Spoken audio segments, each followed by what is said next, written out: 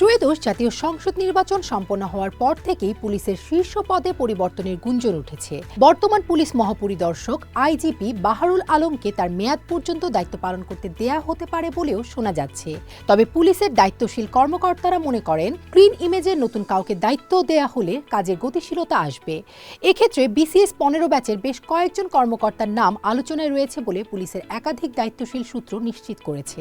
2024 সালের 5 আগস্ট আওয়ামী লীগ সরকারের পতনের পর প্রশাসনে ব্যাপক রদবদল হয়। এর ধারাবাহিকতায় 21 নভেম্বর বাহারুল আলম আইজিপি হিসেবে নিয়োগ পান। তিনি মোহাম্মদ মইনুল ইসলামের স্থলাভিষিক্ত হন।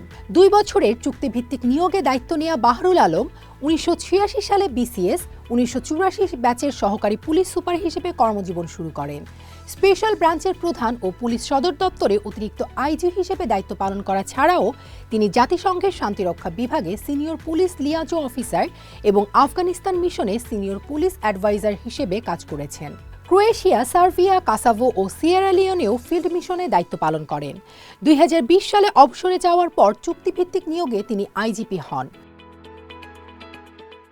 স্বরাষ্ট্র মন্ত্রণালয়ের একটি সূত্র জানায়, বাহারুল আলম পদত্যাগপত্র জমা দিলেও তা এখনও গৃহীত হয়নি।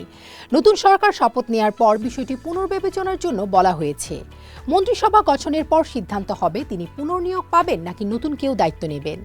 একই সঙ্গে ঢাকা মেট্রোপলিটন পুলিশ সহ বিভিন্ন ইউনিটের প্রধানদের পদেও রদবদলের সম্ভাবনা রয়েছে।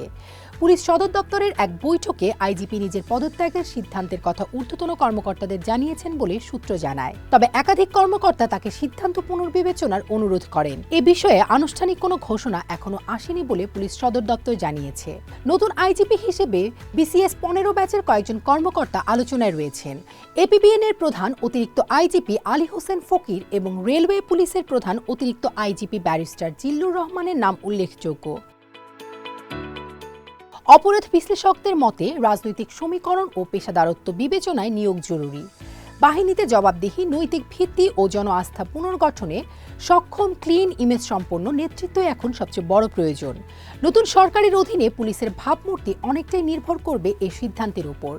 রাজনৈতিক সমীকরণের ওপর ভিত্তি করে নতুন পুলিশ প্রধান নিয়োগ করা প্রয়োজন বলে মনে করেন ঢাকা বিশ্ববিদ্যালয়ের সমাজ কল্যাণ ও গবেষণা ইনস্টিটিউটের সহযোগী অধ্যাপক ও অপরাধ বিশেষজ্ঞ ডক্টর তৌহিদুল হক। তিনি বণিক বার্তাকে বলেন, পুলিশের কর্মস্পৃহা এবং নৈতিক ভিত্তির দুর্বলতা দৃশ্যমান। রাজনৈতিকভাবে ব্যবহার হওয়ার অভিযোগও পুলিশের বিরুদ্ধে পুরনো।